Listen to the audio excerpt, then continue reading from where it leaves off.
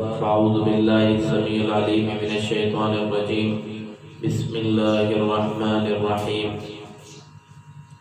الحمد لله رب العالمين الرحمن الرحيم مالك يوم الدين۔ ہماری بات چل رہی تھی سورۃ فاتحہ کے متعلق۔ الحمد للہ رب العالمین، اللہ تعالیٰ نے حمد کا دعویٰ کیا ہے کہ حمد میرے ہی لائق ہے کہ میری ہی حمد و ثنا بیان کی جائے، اور دلیل پیش کی ہے رب العالمین الحمد للہ رب العالمین۔ یہ حمد کی دلیل پیش کی ہے اللہ تعالیٰ نے رب العالمین، اور ایسی تعریف کہ اسی کی ہی ہونی چاہیے جو خالق ہے، جو پوری کائنات کو کھلانے والا ہے، جو پوری کائنات کو کھلانے والا ہے، جو ساری کائنات کا حاجت روا، داتا، دستگیر، گنج بخش ہے۔ یہ اس بات کی زبردست دلیل ہے حمد بھی اسی کی بیان کی جائے جس نے یہ تمام کچھ پیدا کیا ہے۔ اور رب کا مطلب بھی یہ ہے کہ پرورش کر کے اس کو اس کے مقام تک پہنچا دینا، اس کو رب کہتے ہیں۔ اللہ تعالیٰ نے انسان کو انسان بنا کے اس کے مقام پہ پہنچا دیا ہے، جانوروں کو جانور بنا کے ان کے مقام پر پہنچا دیا ہے۔ یہ کس نے سمجھ، کس نے بوجھ دی ہے جس کے ذریعے سے سوچ فکر انسان کے ذہن کے اندر پیدا ہوتی ہے، سمجھ کا مادہ پیدا ہوتا ہے۔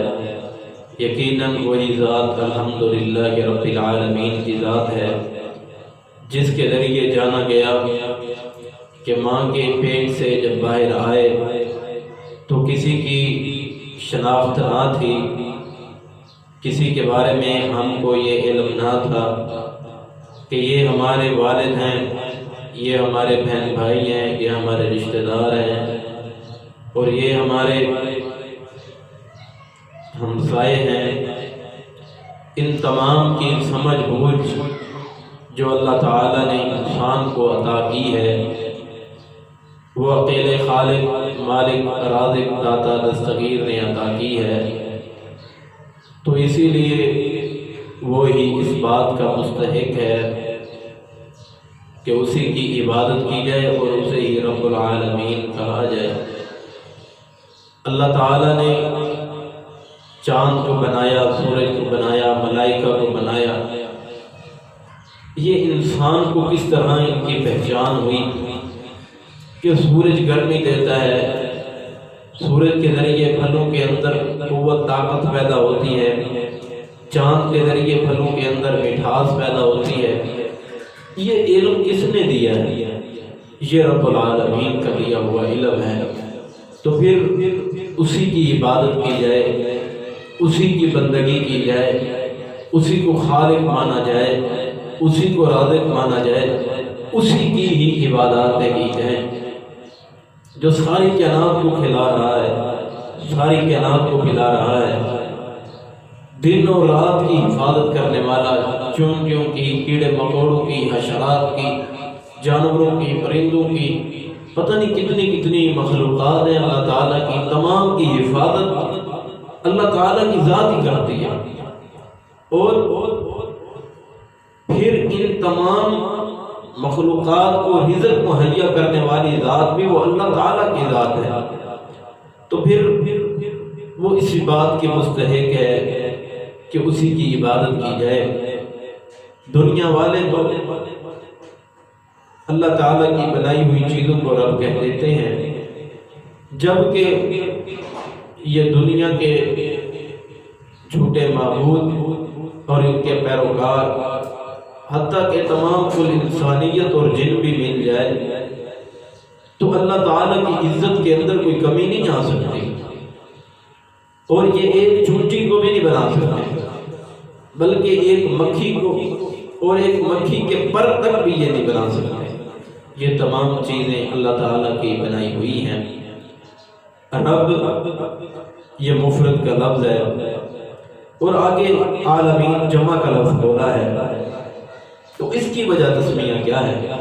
ہونا تو یہ چاہیے تھا الحمدللہ رب العالمین، کہ رب مفرد ہے تو آگے بھی مفرد آنا چاہیے۔ اللہ تعالیٰ نے یہاں پہ عالمین کا لفظ اس لیے بولا ہے کہ عالم ایک تو نہیں، عالم تو کئی ہیں دنیا کے اندر۔ دنیا کا ایک عالم ہے، قبر کا ایک عالم ہے، معاشر کا ایک عالم ہے، برزخ کا ایک عالم ہے، اسی طرح یہ مختلف عالم ہیں۔ اس لیے اللہ تعالیٰ نے یہاں پر عالمین کا لفظ بولا ہے۔ اور حضرت ابو سعید خدری رضی اللہ تعالیٰ عنہ فرماتے ہیں کہ 40 عالم ہیں، 40 عالم ہیں۔ اور علامہ راضی رحمہ اللہ جنہوں نے تفسیر راضی لکھی ہے، وہ فرماتے ہیں کہ 80,000 عالم ہیں۔ اب دیکھیں کہ اتنے عالم، ابو سعید خدری رضی اللہ تعالیٰ عنہ فرماتے ہیں کہ 40,000 عالم، ایک دو نہیں، 40 نہیں بلکہ 40,000 عالم۔ اور علامہ راضی رحمہ اللہ فرماتے ہیں کہ 80,000 عالم ہیں، اتنے زیادہ عالم۔ تو اس لیے پھر اللہ تعالیٰ نے یہاں پہ جمع کا لفظ بولا ہے، اور یہ حمد کی دلیل ہے کہ اسی کی حمد کی جائے جو اس کے لائق ہے، یعنی کہ رب العالمین کی ذات۔ اور آگے فرمایا مالک یوم الدین۔ اب دین کیا نماز، روزہ، حج، زکوٰۃ رکھنے کا نام ہے؟ نہیں، دین ادھر ختم نہیں ہوتا، بلکہ دین چوری کے خلاف اس کو سزا دینے کا کہتا ہے، زنا کے خلاف اس کو سزا دینے کا کہتا ہے، جس طرح جو جرم کرتا رہے اس کو سزا دینے کو کہتا ہے۔ مالک یوم الدین، دین جزا و سزا کا نام ہے، دنیا میں بھی اور آخرت میں بھی۔ جو دنیا میں اللہ کو راضی کر لیں گے ان کے لیے بہتر بدلہ ہے، اچھی جزا ہے، اور جو اللہ کو راضی نہ کر سکیں گے ان کے لیے دنیا میں بھی اچھی جزا نہیں ہے، اور ان کے لیے آخرت میں بھی اچھی جزا نہیں ہے۔ مالک یوم الدین، اس کو دین کے معنی کو سمجھیں۔ اپنی بیٹیوں کو وراثت کے اندر حقوق دیں، ہمسایوں کے حقوق ہیں، رشتہ داروں کے حقوق ہیں، بہن بھائیوں کے حقوق ہیں، عزیز و اقارب کے حقوق ہیں، ان کا خیال رکھیں۔ یہی ہمیشہ کی زندگی جو کہ ہم ادھر گزار کے بیٹھے ہیں، تو یہ دنیا کی زندگی ایک فانی زندگی ہے، یہ ہمیشہ رہنے والی زندگی نہیں ہے۔ تو اسی لیے جزا و سزا کا حساب بندے کو خود ہی کرنا چاہیے کہ کس طرح میں دنیا کے اندر اعمال کر رہا ہوں اور اللہ تعالیٰ کے ہاں میرا کیا اجر و ثواب ہوگا۔ تو اسی لیے سورۃ فاتحہ یہ پورا قرآن کی شرح ہے، اسی لیے اس کو پہلے ذکر کیا ہے۔ اس کو ام القرآن بھی کہا گیا ہے کہ یہ سورتوں کی ماں ہے، اور اس سورت کے اندر پوری شریعت کا خلاصہ ہے، پورے قرآن کا خلاصہ ہے، پوری شریعت کو اس کے اندر نچوڑ کے رکھ دیا گیا ہے۔ یہ خلاصہ کہ جو سورۃ فاتحہ کو سمجھے اور اس کے مضامین کو سمجھے اور آگے پھر عمل کرنا، یعنی کہ آگے اور بھی سمجھنا شروع کر دے قرآن کو، تو اس کے لیے سمجھنا آسان ہوگا۔ سورۃ فاتحہ کو ترجمے کے ساتھ یاد کر لیں، ترجمہ آتا ہو آپ کو کم از کم سورۃ فاتحہ کا، تو ہر بندے کے لیے یہ ضروری ہے۔ اور پورے قرآن میں اللہ تعالیٰ نے اپنی عبادت اور اعمال صالحہ کا ذکر کیا ہے کہ عمل صالح کرنے ہیں، تو اللہ تعالیٰ نے یہاں بھی عمل صالح اور اپنی توحید، ربوبیت، اسماء و صفات کا ذکر کیا ہے۔ یہ تو ایک اعتبار ہو گیا سورۃ فاتحہ کو مقدم کرنے کا اور لانے کا۔ دوسرا اعتبار کہ الفضل الکبیر میں اصول تفسیر کا یہ خلاصہ ہے جو کہ دینی مدارس کے اندر بھی پڑھایا جاتا ہے۔ انہوں نے فرمایا کہ قرآن کے 5 علوم ہیں، قرآن کے 5 علوم ہیں۔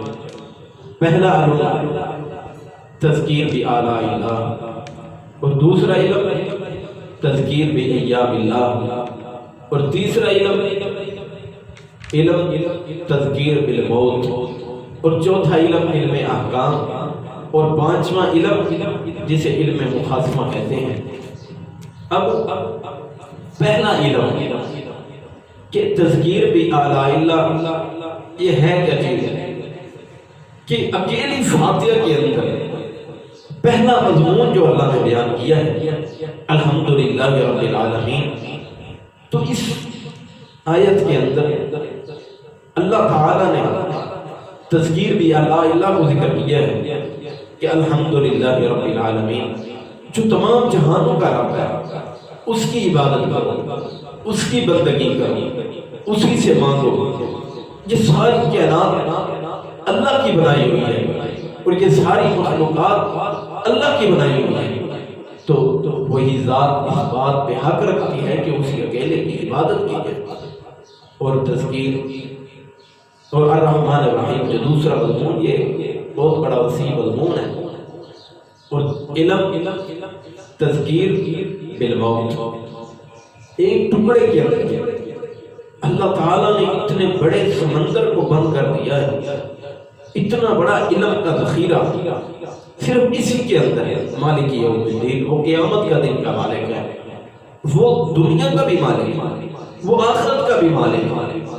کفار جب رسول اللہ صلی اللہ علیہ وآلہ وسلم دعوت دیتے تھے تو کفار کہتے تھے کیا ہم مرنے کے بعد دوبارہ اٹھائے جائیں گے جب ہم وسیدہ ہو جائیں گے؟ پہلے تو مرنے پہ یقین نہیں رکھتے کہ ہم نے مرنا بھی ہے، جبکہ یہ بات غلط ہے۔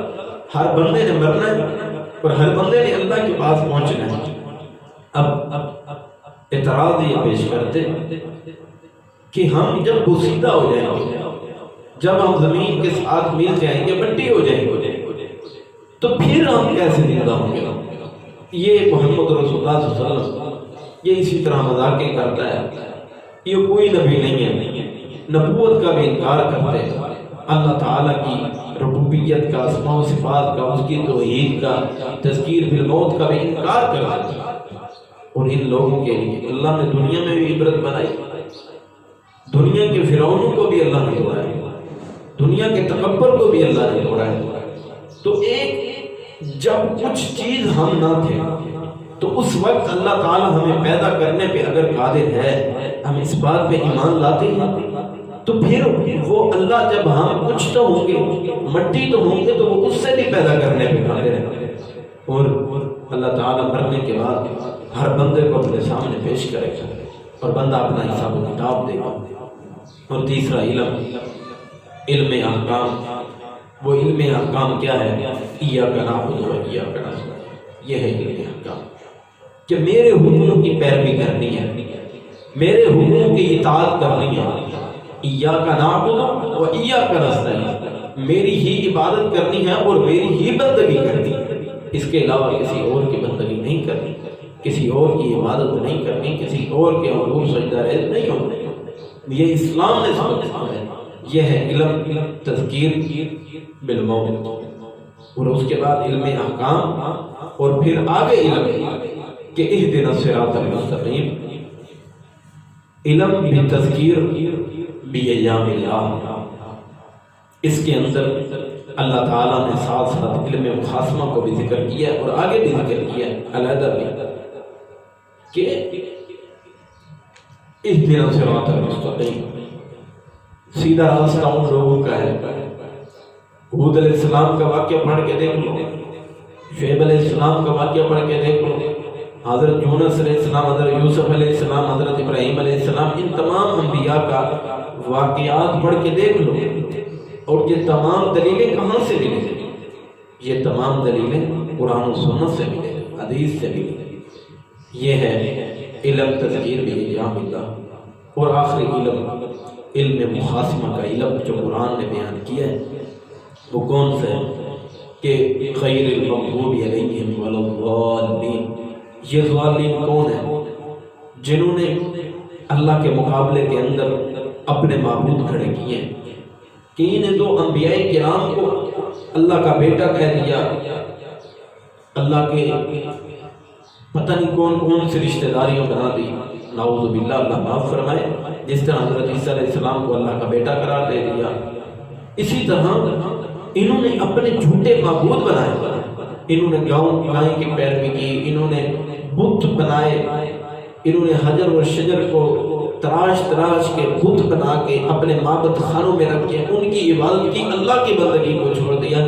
یہ والظالین ہیں، یہی گمراہ لوگ ہیں جن کے لیے اللہ تعالیٰ نے جہنم کا ایندھن تیار کیا، اور یہ لوگ ہی عذاب کے مستحق ہیں، کیونکہ اللہ تعالیٰ تمام غلطیوں سے معافی دے دیتے ہیں لیکن شرک سے کسی کو معافی نہیں دیتے، یہ بات یاد رکھا۔ اور تیسری صورت، یہ دو اعتبار سے سورۃ فاتحہ کو کیوں مقدم کیا گیا، اور تیسری صورت، اگر ہم تفصیل میں جائیں، قرآن مجید کے اس صورت کے اندر جملہ مضمونوں کو بیان کر دیا گیا ہے۔ اللہ تعالیٰ نے اپنی توحید کا اس بات بھی کیا، شرک کا رد بھی کیا، اور اس کے بعد حیات بعد الممات کا بھی ذکر کیا ہے، اور اس کے بعد اللہ نے اپنے احکام کو بھی بتلایا ہے کہ کس کی عبادت کرنی ہے، اور منعم علیہ جن پہ اللہ نے انعام کیا، انبیاء کرام، صلحاء کرام، اور دوسرے نمبر پہ غیر المغضوب علیہم ولا الضالین، جو اللہ اور اس کے رسول کے دشمن ہیں، ان کا انجام کیا ہے، وہ لوگ گمراہ ہیں، وہ لوگ ضالین ہیں۔ یہ اللہ نے یہ صورت کو بڑا شرف اور بڑا مقام دیا ہے۔ یہ تین اعتبار سے اس صورت کو اس لیے مقدم رکھا گیا ہے، اور قرآن کی مکی صورتوں کے اندر اللہ تعالیٰ نے اپنی توحید کو بہت ذکر کیا ہے، توحید کا ذکر کیا ہے، اور یہ انقلابی عقیدہ ہے کہ یہ زندگی عارضی ہے، یہ زندگی ہمیشہ کی زندگی نہیں ہے، اسی لیے اس زندگی کے لیے ہمیشہ کا گھر تیار نہ کرو، بلکہ آخرت کی زندگی کے لیے ہمیشگی کا گھر تیار کرو۔ اور جیسا کہ مشہور واقعہ آپ نے سنا بھی ہوا ہے، حضرت سیدنا عمر فاروق رضی اللہ تعالیٰ عنہ کے دور خلافت کے اندر ایک ماں گھر کے اندر دودھ کے اندر پانی ملا رہی تھی، تو بیٹی نے کہا، اماں جان، عمر فاروق رضی اللہ تعالیٰ عنہ کو پتہ لگ گیا تو آپ کو مارے گا، سزا دے گا، آپ پانی نہ ڈالیں۔ ماں کہنے لگی کہ کون سا وہ دیکھ رہا ہے؟ تو بیٹی کہتی ہے، اماں اگر یہ حضرت عمر فاروق رضی اللہ تعالیٰ عنہ نہیں دیکھ رہے، لیکن اس کا اللہ تو دیکھ رہا ہے۔ ایسا عقیدہ بنائے، یہ ہے عقیدہ کہ ہم نے مرنے کے بعد اللہ کے سامنے پیش ہونا، جو ہمیشہ کی زندگی، جو ہمیشہ کی زندگی، اور جہاں پہ ہم نے ہمیشہ رہنا ہے۔ اور اسی طرح مرنا ہر بندے نے ہے، امام کائنات سے زیادہ مخلص اس کائنات کے اندر امت کا کوئی ہو ہی نہیں سکتا۔ اور پھر جس کو دعوت دیے، جن لوگوں کو تبلیغ کی ہے، اسلام کی دعوت دی، ان کو شریعت کی کہ اطاعت کرو مصطفیٰ صلی اللہ علیہ وسلم کی، ان سے بہتر لوگ نہیں ہو سکتے کہ صحابہ کرام اور کفار جن نے اسلام نہیں قبول کیا، وہ لوگ بھی اسی میں آئے، تو انہوں نے تسلیم نہ کیا۔ رسول اللہ صلی اللہ علیہ وسلم نے 13 سال تک ان کو دعوت دی ہے۔ اب رسول اللہ صلی اللہ علیہ وسلم کو کیا کہا گیا ہے کہ آپ نے یہ دعوت دینی ہے، ایاک نعبد و ایاک نستعین، کہ اللہ کی عبادت کرنی، اللہ سے ہی مدد مانگنی ہے۔ اور کفار کیا کہتے تھے اللہ کے رسول کو، اللہ کے نبی جی آپ اس طرح کریں، ہمارے ساتھ کمپرومائز کر لیں، آپ ہمارے ساتھ کمپرومائز اس طرح کریں کہ ہم آپ کے معبود کو کچھ نہیں کہتے اور آپ ہمارے معبود کو کچھ نہ کہا کریں، اس طرح ہم کمپرومائز کر دیں۔ رسول اللہ صلی اللہ علیہ وسلم نے فرمایا کہ آج اس طرح کہا جاتا ہے، اپنے مسئلہ کو چھوڑو نہیں اور دوسرے مسئلہ کو چھیڑو نہیں۔ کیوں بھائی؟ اپنے مسئلہ کو بھی چھیڑو، دوسروں کے مسئلہ کو بھی چھیڑو، تم کو حقیقت کا پتہ لگے، حقیقت کی دعوت کا پتہ لگے، حقیقت کی فکر کا پتہ لگے کہ زندگی اس طرح فضول نہ گزر جائے۔ اور 13 سال تک ان کو دعوت دی، اور ان کا یہاں کیا بتلایا؟ مالک یوم الدین، کہ قیامت کے دن کا مالک اللہ تعالیٰ ہے، اس دن کے لیے جزا اور سزا کا انتظام تم نے خود کر کے جانا۔ یوں نہیں کہا کہ میں محمد رسول اللہ صلی اللہ علیہ وسلم میں تمہیں بچا لوں گا، یوں ہو جائے گا، وہ ہو جائے گا، حتیٰ کہ آپ صلی اللہ علیہ وسلم نے اپنی بیٹی سیدنا فاطمہ رضی اللہ تعالیٰ عنہا کو بھی فرمایا تھا میری بیٹی یہ یقین نہ کرنا کہ کل قیامت کے دن میں محمد رسول اللہ صلی اللہ علیہ وسلم سفارش کر کے تجھے جنت میں لے جاؤں گا، بلکہ تو اپنے اعمال کے بلبوتے میں تیری سفارش کل قیامت کے دن نہیں کر سکوں گا اس طرح جب تک کہ اللہ تعالیٰ کی طرف سے اذن نہ ہوگی، جب تک اجازت نہ ہوگی۔ اتنا مخلص پیغام ہے۔ اگر وہ بھی مالک یوم الدین کی دعوت دیتا ہے تو پھر آخرت کے دن کی تیاری کرنا ضروری ہے۔ اور پھر احکام کو ذکر کیا ہے۔ احکام کیا چیز ہے؟ روزہ، نماز وغیرہ، زکوٰۃ، صدقات، خیرات دینا، یہ ہے احکام اللہ تعالیٰ کے۔ ماں باپ کا ادب کرنا، چھوٹوں بڑوں کا احترام، اپنے بزرگوں کے ساتھ پیار محبت سے پیش آنا، ہمسایوں سے اچھا سلوک کرنا، رشتہ داروں سے اچھا برتاؤ کرنا، ورثاء کو ان کے حصے دینا، اللہ تعالیٰ کی بغاوت اور نافرمانی سے بچنا، یہ اللہ تعالیٰ کے احکام ہیں۔ اور اہدنا الصراط المستقیم، امر و نواہی، جو اللہ تعالیٰ نے جو کام کا حکم دیا اسے کرنا ہے، اور جس کو منع کیا جس کام سے اس سے رک جانا ہے، یہی اہدنا الصراط المستقیم کا رستہ ہے۔ اور پھر ایسا رستہ انعمت علیہم کہ اللہ تعالیٰ ایسے رستے والوں کو بہترین قسم کے انعام عطا کرتے ہیں، اور جو انعام جن پہ عطا کیے ہیں وہ دنیا میں انبیاء کرام کی ہستیاں ہیں، اور جو اللہ اور اس کے رسول کے دشمن ہیں ان کے لیے اللہ تعالیٰ نے فرمایا ہے غیر المغضوب علیہم ولا الضالین، آمین۔ اللہ تعالیٰ نے شروع میں ہی الحمدللہ رب العالمین کے اندر ہی اللہ تعالیٰ نے 3 زمانوں کو ذکر کیا ہے، ماضی کو، حال کو، مستقبل کو۔ ماضی کے اندر دیکھ کہ میں نے تجھے پیدا کیا ہے، حال کے اندر دیکھ کہ تیرے لیے میں رزق مہیا کر رہا ہوں، اور اپنے مستقبل میں دیکھ کہ مالک یوم الدین۔ اگر تم ان تینوں چیزوں پہ غور کر رہے، اپنے ماضی پہ، حال پہ اور مستقبل پہ، تو کامیاب ہے، کامران ہے، کہ تو نے مر کے میرے پاس پہنچنا ہے، تو میری عبادت کر، میری بندگی کر، میرے حضور سجدہ ریز ہو، اسی کے اندر تیرے لیے خیر اور برکت کے عظیم خزانے۔ لیکن عبادت اللہ تعالیٰ کی کرنا یہ نہایت ضروری ہے، فرض ہے، اور ان کو ماننا۔ اور دار الجزا، یہ دنیا کی زندگی نہیں بلکہ دار الجزا اور یوم الحساب، یوم الجزا، یہ قیامت کے روز بھی ہوگی۔ اور اللہ تعالیٰ کسی کو دنیا میں بہتر بدلہ دینا چاہے دنیا میں بھی دے دے، جس کو سزا دینا چاہے اس کو دنیا میں بھی سزا دے دے۔ سزائیں اللہ کی طرف سے آتی ہیں، اللہ تعالیٰ کی طرف سے قیامت والے دن بھی یوم الحساب ہوگا، اور دنیا میں بھی اللہ تعالیٰ حساب لے سکتے ہیں۔ جس طرح اللہ تعالیٰ عذابات کی صورت میں کبھی زلزلے آتے ہیں، کبھی سیلاب آتے ہیں، کبھی یہ بیماریاں آتی ہیں، ان کی صورت کے اندر بندہ پھر ناکام اور نامراد ہوتا ہے۔ یہ اللہ تعالیٰ کی طرف سے عذابات ہیں، تو ان سے پناہ مانگنی چاہیے کہ اللہ تعالیٰ دنیا میں ہی اپنے عذابات کا مزہ چکھا رہا ہے۔ اور اللہ تعالیٰ فرماتے ہیں کہ میں اپنے چھوٹے چھوٹے عذاب دے کے آزماتا ہوں کہ جو میرے بندے ہیں وہ سچے معنوں کے اندر آ کے میری عبادت، میری بندگی، میری پیروی کرتے ہیں تو وہ میری نافرمانی نہیں کرتے۔ اسی طرح وہ دار الجزا ہے، وہ دار الامتحان ہے، وہ ہمیشہ کی زندگی۔ زندگی کیا چیز ہے؟ اب دیکھیں اور بات کو سمجھیں کہ دنیا کی زندگی کیا چیز ہے۔ دنیا کی زندگی ہمیشگی کا گھر تو نہیں نا، دنیا ختم ہو جانے والی زندگی ہے۔ اب ایک بندہ امیر ہے، کوٹھیاں پاس ہیں، پیسہ پاس ہے، بینک بیلنس پاس ہے، گاڑیاں پاس ہیں، محلات پاس ہیں، چوکیدار پاس ہے، رشتہ دار پاس ہیں، عزیز و اقارب پاس ہیں، دنیا کی ہر نعمت اس کو مہیا۔ لیکن جب یہ مرتا ہے، اب ڈاکٹر بھی کھڑے ہیں، رشتہ دار بھی کھڑے ہیں، اولادیں بھی کھڑی ہیں، ایک سانس دینے کے لیے تیار نہیں، اور نہ دیا جا سکتا۔ اور ایک دوسری زندگی کو دیکھیں جس کے اندر بیماریاں ہیں، پریشانیاں ہیں، مصائب ہیں، تکلیفیں ہیں، تنگ دستیاں ہیں، عذابات ہیں، مصیبتیں ہیں، پریشانیاں ہیں، غم ہیں، ٹینشنیں ہیں۔ تو ان زندگی سے نکل کے ایسی زندگی کی تیاری کریں کہ جس کے اندر نہ بیماری ہے، جس کے اندر نہ پریشانیاں، نہ مصائب ہے، نہ کوئی تنگ دستی ہے، نہ کوئی کمانے کے لیے کبھی ادھر جا رہے کبھی ادھر جا رہے، نہیں، بلکہ آرڈر کرو کہ اللہ تعالیٰ کے حکم کے مطابق وہ پلیٹ کے سامنے، فون کے سامنے آ جائے گا۔ تو اس طرح کی عبادت کرو کہ اللہ تعالیٰ کو پسند آ جائے۔ تو ایاک نعبد و ایاک نستعین، خالص اللہ کی عبادت کرو اور اللہ ہی کی عبادت کے ساتھ ساتھ اسی سے مدد مانگو، یہی عقیدہ ہے۔ اور بعض لوگ ادھر سے غلط ثابت کرتے ہیں کہ ایاک نعبد و ایاک نستعین سے مراد کہ اللہ تعالیٰ کی عبادت کرو اور اللہ سے مدد مانگو۔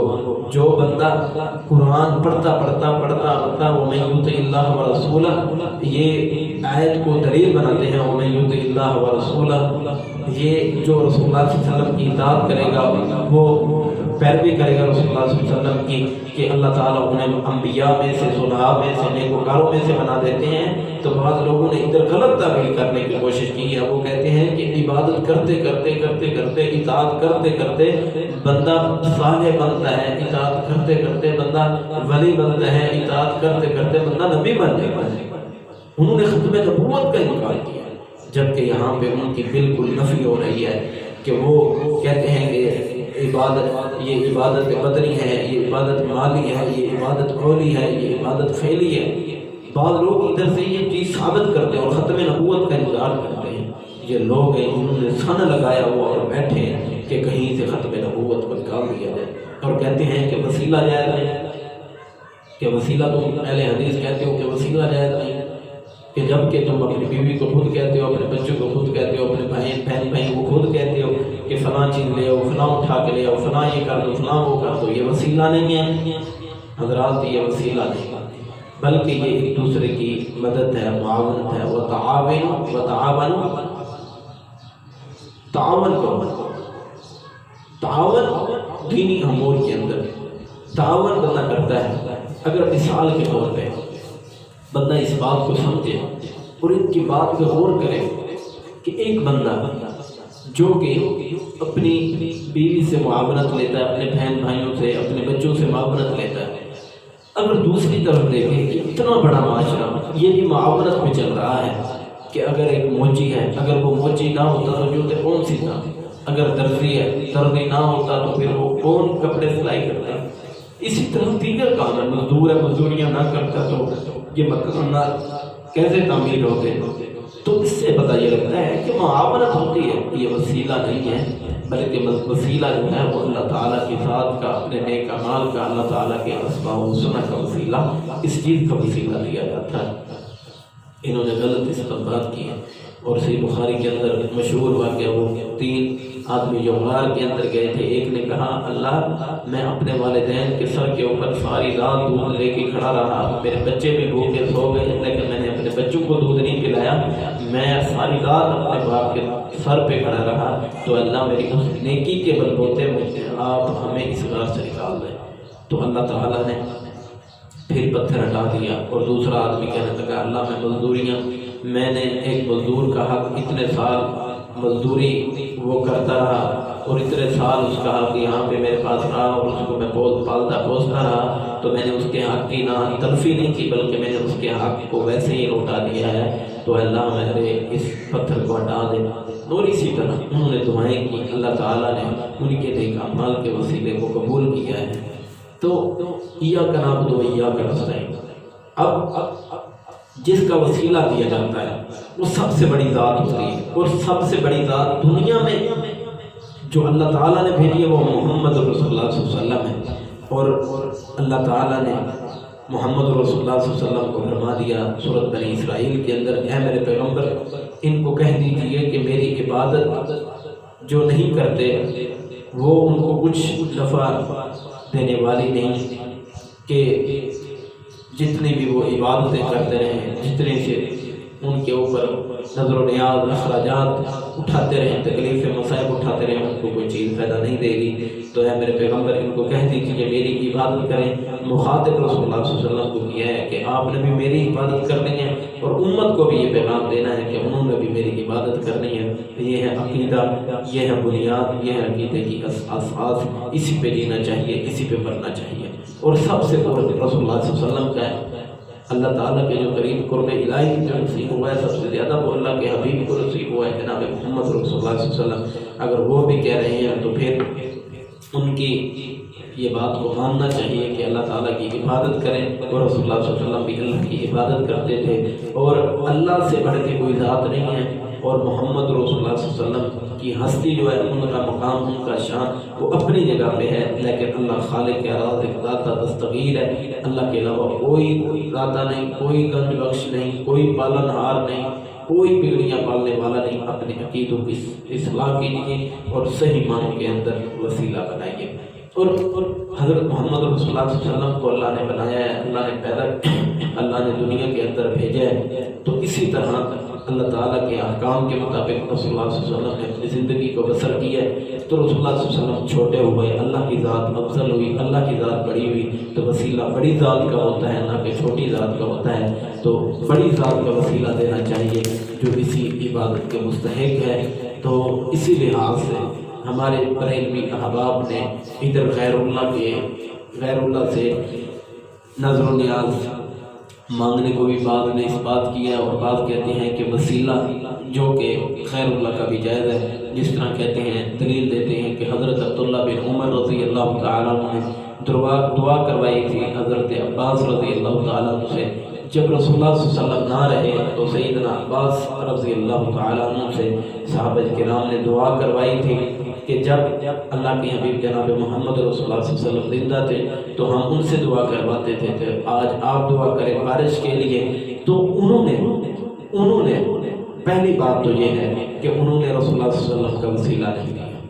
انہوں نے یہ نہیں کہا کہ اے اللہ تجھے محمد رسول اللہ صلی اللہ علیہ وسلم کا واسطہ ہے، اللہ تجھے تیری آخری نبی کا واسطہ ہے، بلکہ یہ کچھ نہیں کہا، یہ شرکی کلمے ہیں، بلکہ واسطہ اپنے نیک اعمال کا دے سکتے ہو، اللہ کے نام کا دے سکتے ہو، اللہ کے اسماء و صفات کا واسطہ دے کے آپ دعا کر سکتے ہو، اور تین قسم کا وسیلہ جو ہے وہ جائز ہے۔ تو یہ کہتے ہیں کہ حضرت عمر فاروق رضی اللہ تعالیٰ عنہ نے حضرت اویس کرنی رحمہ اللہ کو کہا تھا کہ آپ دعا کریں، کہ رسول اللہ صلی اللہ علیہ وسلم نے ہمیں دعا کے لیے کہا تھا۔ تو یہ دعا یہ کوئی عیب نہیں ہے، جس طرح رسول اللہ صلی اللہ علیہ وسلم نے صحابہ کرام جب بیت اللہ جا رہے تھے تو ان کو کہا تھا کہ آپ بیت اللہ جا رہے ہو تو آپ اس طرح کرنا، ہمارے لیے دعائیں کرنا وہاں جا کے۔ یہ دعا کرنا یا کروانا یہ کوئی گناہ کا کام نہیں ہے، بلکہ رسول اللہ صلی اللہ علیہ وسلم نے بھی دعائیں کی۔ صحابہ کرام آئے کہنے لگے اللہ کے حبیب جمعے کے اندر دعا کیجیے، کہیں سالی کو ہوتا ہے۔ اللہ کے حبیب جناب محمد رسول اللہ صلی اللہ علیہ وسلم نے اپنا ہاتھ اٹھائے، ہاتھوں کا کشکول بنا کے دعا مانگی، اللہ نے رسول اللہ صلی اللہ علیہ وسلم کی اس دعا کو قبول کیا، اور اللہ تعالیٰ نے اس دعا کے قبولیت کی وجہ سے بارش کو نازل کی۔ اور اگلے ہفتے پھر جمعے کے دن وہی شخص آئے کہنے لگے اللہ کے نبی جی اب بارش بہت زیادہ ہو گئی ہے، اب ہمیں ضرورت نہیں، تو آپ نے ہاتھ اٹھائے دعا کی، تو دعا کی ہے رسول اللہ صلی اللہ علیہ وسلم نے۔ تو وسیلہ غلط نہیں بنانا چاہیے، جائز کاموں کا وسیلہ ہونا چاہیے۔ تو یہ لوگ ہیں، ان کی خرافات سے بھی بچنا چاہیے، اور صحیح معنوں کے اندر ہمیں ان تمام باتوں کو سمجھنا چاہیے۔ اللہ سے دعا ہے کہ اللہ تعالی ہمیں صحیح معنوں کے اندر قرآن و سنت کا پابند بنائے۔